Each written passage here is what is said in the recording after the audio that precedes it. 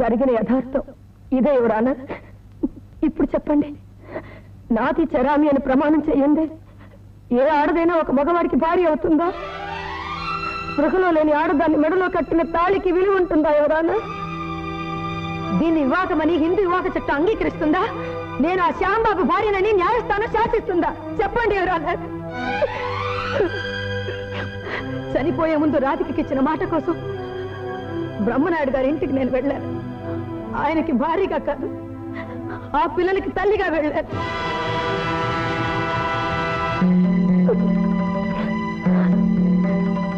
నేను ఒక హంతకురాలనని తెలిస్తే పిల్లలు నాకు దూరం అయిపోతారన్న భయంతో ఈ నిజాన్ని బయట పెట్టొద్దని ఆయన శాసించారు. నేను దానికి తల వంచాను యువరానా.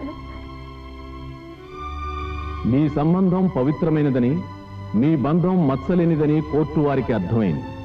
కానీ శ్యాంబాబు హిప్నటైజ్ చేసి నిన్ను వివాహం చేసుకున్నాడనే విషయం ఆధారాలతో సహా ధ్రువపడాలి. అప్పటి వరకు ఈ కేసు అపరిష్కృతంగానే ఉంటుంది. పంపొద్దు. అన్నయ్య, నీలో దేవుణ్ణి చూడాల్సిన నేను ముద్దాయిని చూశాను. ఆవిడ ఇంట్లోంచి వెళ్ళిపోతే నీ గౌరవం నిలబడుతుందనుకున్నానే కానీ మన కుటుంబం కోసమే ఆవిడ నేరస్తురాలని నేను తెలుసుకోలేకపోయాను. నన్ను క్షమించన్నయ్యా. అవును బ్రహ్మనాయుడు, ఆనాడు నీ మౌనాన్ని అపార్థం చేసుకుని మన స్నేహానికే ద్రోహం చేశాను. నన్ను క్షమిస్తావు కదా? No, this not the time for repentance. మన కుటుంబ గౌరవాన్ని ముక్కలు చేసి మన స్నేహ ధర్మాన్ని అగాధంలోకి నెట్టి మనల్ని అప్రతిష్ట పాలు చేసిన ఆ గోవర్ధన్ రావుని శిక్షించాలి. తల వంచుకుని కోర్టుకొచ్చిన గీతను తలెత్తుకుని సగౌరవంగా ఇంట్లోకి వచ్చేటట్టు చేయాలి. అందుకు కావలసిన సాక్ష్యాలన్నీ నేను సంపాదిస్తాను. నేను డిఫెన్స్ లాయర్గా ఈ కేసును టేకప్ చేస్తాను. ఓకే. రఘు, వాళ్లే గోవర్ధన్ రావు సంతానం. ఆ అమాయకురాలను మనం గుట్లో వేసుకోగలిగితే స్పీడ్ శ్యాంబాబు హిప్నటైజర్ అనే విషయం మనం తేలిగ్గా నిరూపించవచ్చు. అదంతా నేను చెప్తాను. ముందు చెట్టెక్కు.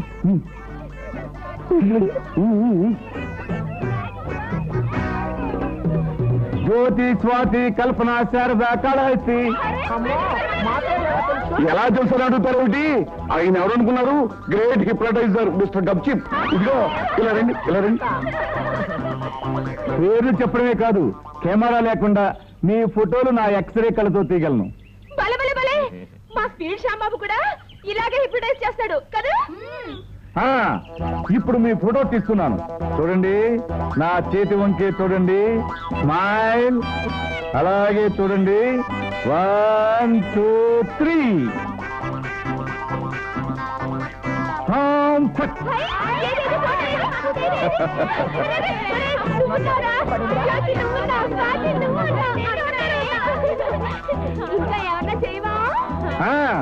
చూడండి, ఇంత పెద్ద మనిషిని 16 ఏళ్ల అమ్మాయిగా మార్చి డాన్స్ చేయించిన. ఇంత పెద్ద అబ్బాయిని 16 ఏళ్ల అమ్మాయి చేసి డాన్స్